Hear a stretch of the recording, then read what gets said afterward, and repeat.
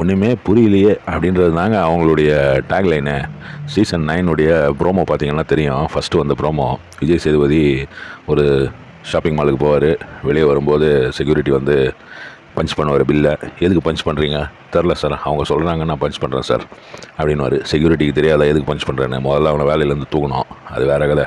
அதை விடுங்க. அதுக்குள்ளே போனோன்னா வந்து அன்எம்ப்ளாய்மெண்ட் ஆகிடும் நம்ம சென்னையில். என்ன இருந்தாலும் இந்த மாதிரி ஒரு சீசன் எதுக்குடா எடுத்தீங்க இந்த முட்டா பையனை அப்படின்ற மாதிரி நம்ம ஆன்லைனில் வந்து போட்டு வறுத்து எடுத்துனுக்கிறாங்க. டாக்டர் திவாகர் அதுவும் அந்த ஜஸ்டிஃபிகேஷன் கொடுத்தாரு பாருங்க. டாக்டர் பற்றியான அந்த மருத்துவம் சம்மந்தமான கேள்விங்களுக்கெல்லாம் அவர் வந்து கரெக்டாக பதில் சொன்னாராம்.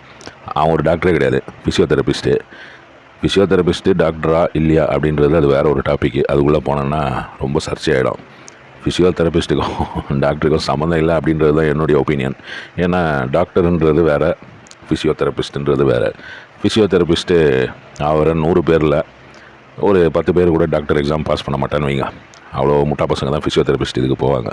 சரி, எதுக்கு நமக்கு இந்த டாப்பிக்லாம்? இப்படி ஒரு கண்டஸ்டன்ட் லிஸ்ட்டு 20 பேர் போயிருக்காங்க. உள்ள போட்டு வறுத்தெடுத்துங்கிறாங்க. ஃபஸ்ட்டு நாளே இவர் ஒரு சண்டையாக அங்கே போய் ஒரு கர்ண மாதிரி நடிகர் தான் சிவாஜி அரக்கன். இவர் தான் நடிப்பு என்னது கிறுக்கன் அரக்கன். இந்த டிஎம்கேவில் ஒருத்தர் பேசுவார். டிஎம்கேவுடைய மெயின் ஸ்பீக்கர் கிடையாது அவர். அவரை தான் என்ன ஞாபகம் வருது, அடங்கம் அப்படின்வார் அவர். அது ஒரு ஃப்ளோவில் சொல்லுவார் அவர், அடங்கோ அப்படின்வார். உன்னை போய் எடுத்து வச்சுக்கிறாங்களேடா அடங்கோ அப்படின்னு தான் இப்போ வெளியில் நம்ம மக்கள்லாம் பேசின்னு இருக்காங்க. ஏண்டா வேறு யாரையுமே கிடைக்கலையாடா அப்படின்றது தான் மக்களுடைய புரிதல். ஆனால் நான் என்ன புரிஞ்சுக்கினேன்னா, என்ன நடக்குதுன்னே புரியலையே, ஏன் இப்படியெல்லாம் பண்ணுறாங்க? சினிமா தேட்டருக்கு போயிட்டு படம் பார்க்காம ரீல்ஸ் பார்த்துன்னு இருக்காங்க. அந்த ப்ரோமோ பார்த்தீங்கன்னா தெரியும் உங்களுக்கு. அதுதான் வந்து எனக்கு ஞாபகம் வருது இந்த கண்டஸ்டன்ட் லிஸ்ட்டை பார்க்கும்போது. ஒரு சில கண்டஸ்டன்ட்லாம் நல்ல கண்டஸ்டன்ட் தான், எல்லாருமே நல்ல கண்டஸ்டன்ட்னு கூட சொல்லலாம், இந்த ஒரு ஆளை தவிர. 1-2 பேர் தான் வந்து மக்களுக்கு, அதுவும் மெயினாக இவன் தான், இந்த திவாகர், டாக்டர் திவாகர்.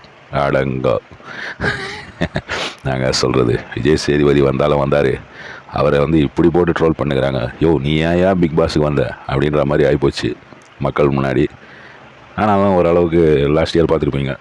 ஆனால் ஒரே ஒரு விஷயம் தான் லாஸ்ட் இயரில் பிடிக்காமல் போனது, வின்னர் முத்துக்குமரன். என்னடா பண்ணான் அவன் கடை? விஜய் சேதுபதிக்காகவே அவனை வின்னர் ஆகுனீங்களா அப்படின்ற மாதிரி கேட்கலாம் தோணுது. எப்படியோ பார்க்கலாம். இந்த வருஷம் ஒரு சுவாரஸ்யமாக கொண்டு போகலாம் ட்ரை பண்ணுவாங்க. எப்போவுமே ஸ்டார்டிங்கில் வந்து ரொம்ப சுவாரஸ்யமாக இருக்கும். அதுக்கப்புறம் ஒரு 20 நாள் ஆகும்போது ரொம்ப டல்லாகி போச்சு, ஒன்றுமே பண்ணல, கண்டென்ட்டே இல்லை அப்படின்வானுங்க.